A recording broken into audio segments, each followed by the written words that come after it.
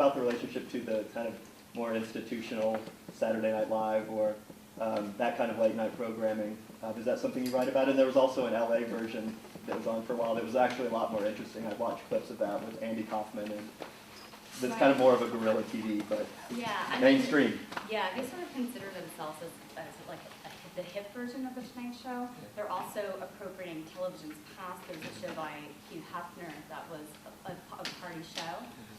In terms of like live musical performance, certainly Saturday Night Live was very controversial at that time and also had live musical performance. I was looking also at other party shows that were on public access also for that context, probably more. There was actually a show that Glenn O'Brien appeared on first that was a yippie political show. It's Cokie Crystal show. It was called If I Can't Dance. If I Can't Dance, You Can Keep Your Revolution.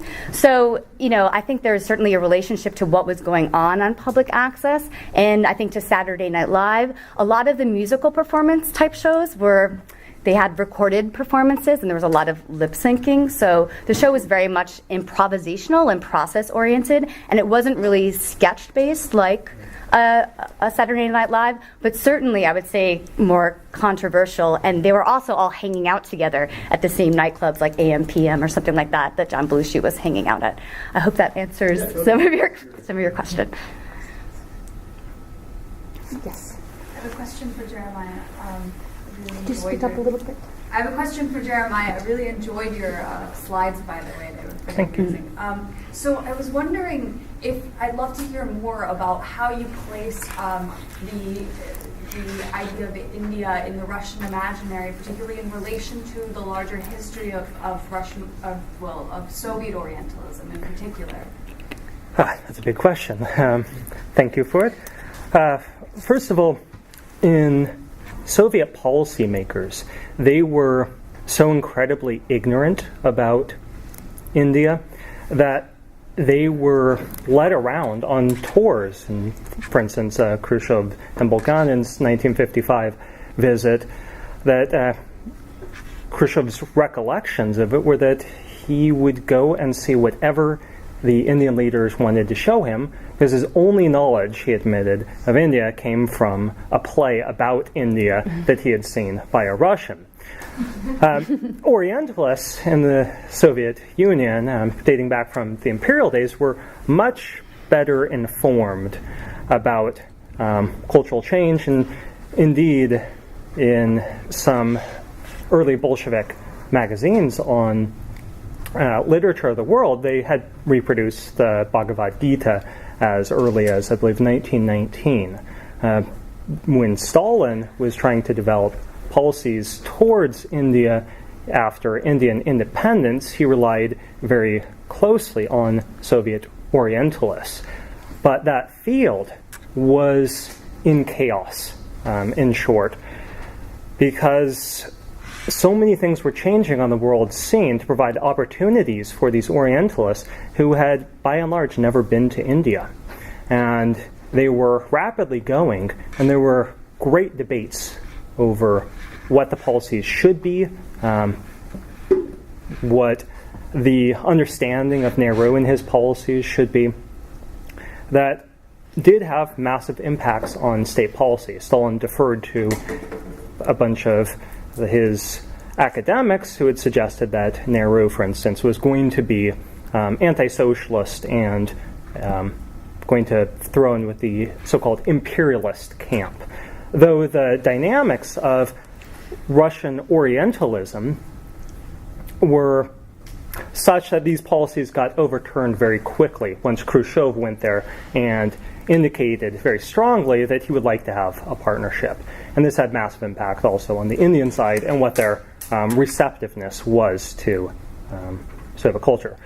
Outside of Orientalism, I think the Russian public was very interested in the spiritualism coming out of India and addressed holes that citizens felt that they had in their everyday lives. So, for instance, there was a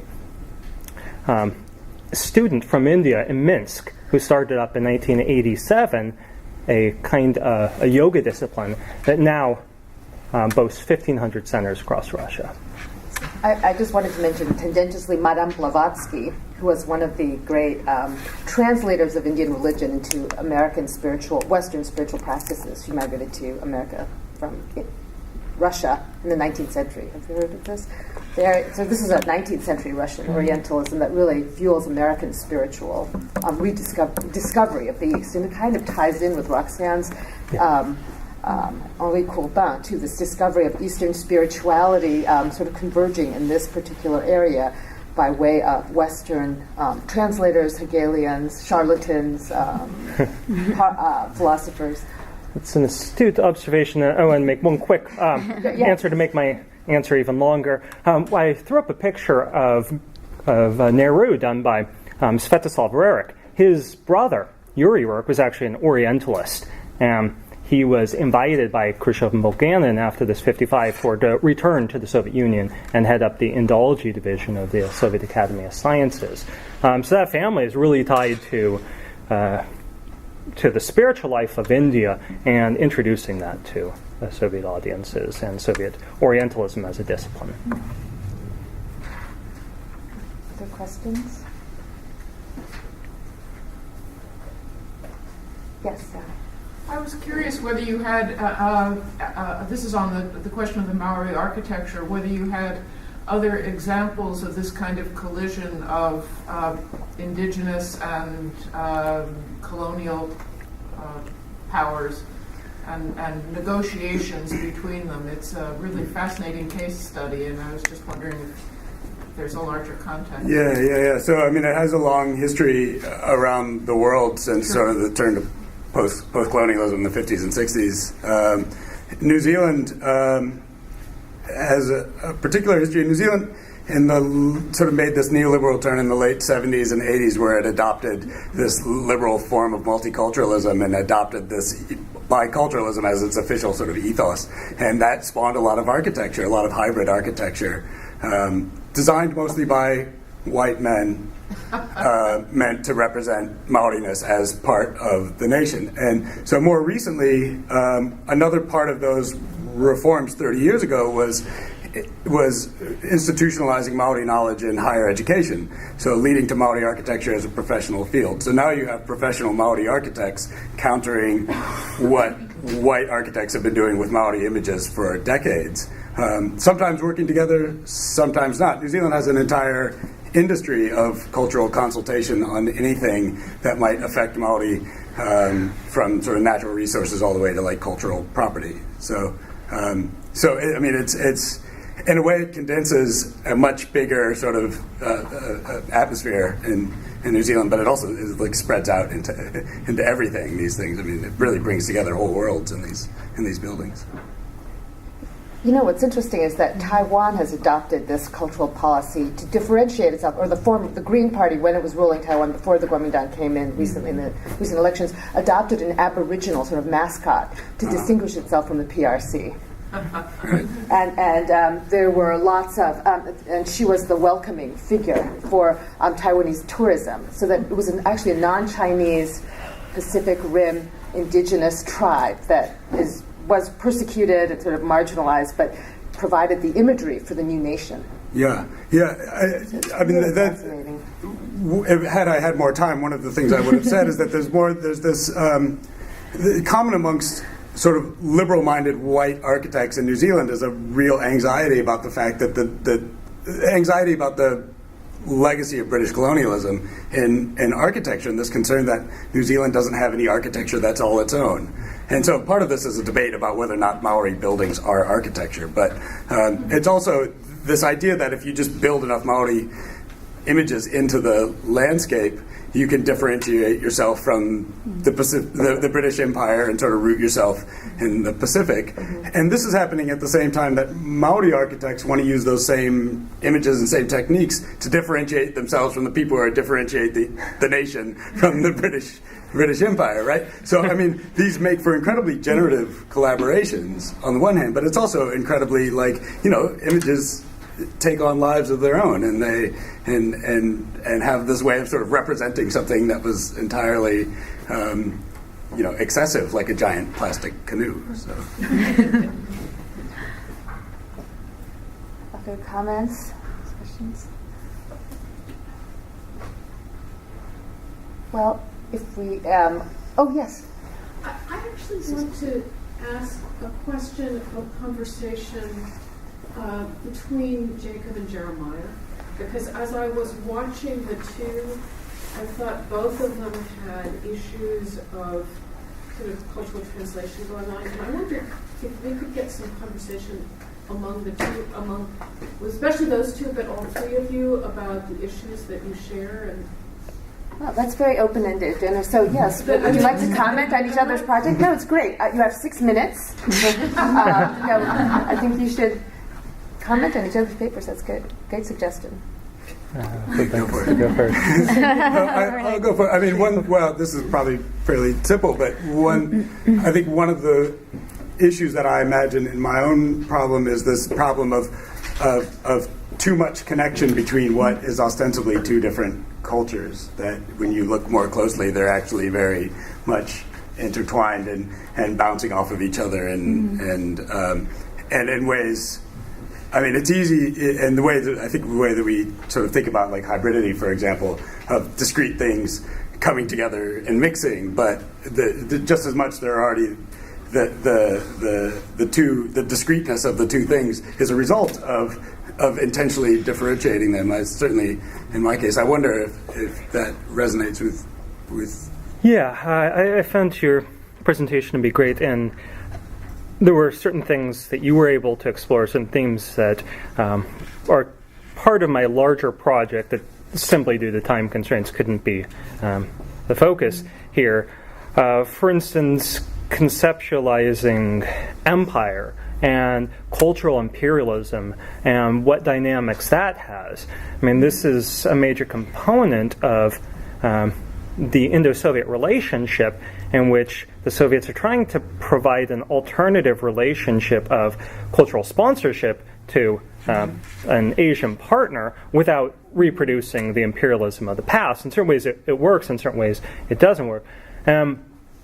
Certain physical locations in Moscow and definitely in Central Asia have been transformed by conscious Soviet efforts to include Indians, monuments to Indian figures into their communities, or statues of Gandhi and Nehru, for instance. And that physical stuff just couldn't be part of my presentation the way that it was with yours. That leads me into a question for Kristen, because you guys have been talking about, the two men on the panel have been talking about sort of official culture and official versions, and you're really talking about it deeply underground. We couldn't even call it grassroots. It's sub-grassroots use of cable television that has to do with national policy, broadcast policy at the time, but maybe you could talk about the contrast between working at these very different levels, the sort of nation building versus underground television. Yeah, no, thank you for that, and it's also a response to your paper, but this sort of idea of local culture, and part of TV Party's manifesto was a sort of assertion of New York culture and this sort of provincialism, this sort of anger that LA has taken over, and they one of their celebration of live television is this celebration of this golden era of television, which is very New York centric. So it's sort of like a harkening back, but also using it to sort of propel a culture that isn't recognized on a sort of national level. However, people do go on to become sort of stars, but it's a sort of like how does one sort of assert themselves on this sort of local level? And downtown certainly had its own sort of local star system. They had their own sort of local presses. They sort of like knew each other. So it's a different kind of sort of like celebrity, or a different kind. It's like a local within and against the national, but it's also aspiring to be on a sort of level or to change the national. So one last question. Oh. Yeah, I just wanted to follow up. In 19, having lived in Manhattan. Oh, okay. Period, right? Part of this sort of group of folks to whom you're referring. Some of the names are actually names. 79 to 83 was a period, you could say, not so much of the beginning of it, an intensification of self-visibilization, not least in sort of cultural expression, right? So it's supposed, it's sort of arguably the post-Warhol moment where everything becomes self-represented. And there's a way, Rene is marking his inscription on the streets of Soho, "I am the greatest artist," right? Which became a stand-in for the kind of self-representation that you were sort of seeing proliferated. And TV Party, I think, is in a way an expression of that, right? Which was much more infused throughout, as far as I could see, certainly not a reaction to, well, is LA kind of elbowing us out of the room, but really a movement that took place within the almost confines of New York, and particularly downtown New York itself, with rap and hip hop sort of coming to the party at that moment as well. Yeah, no, thank you for that.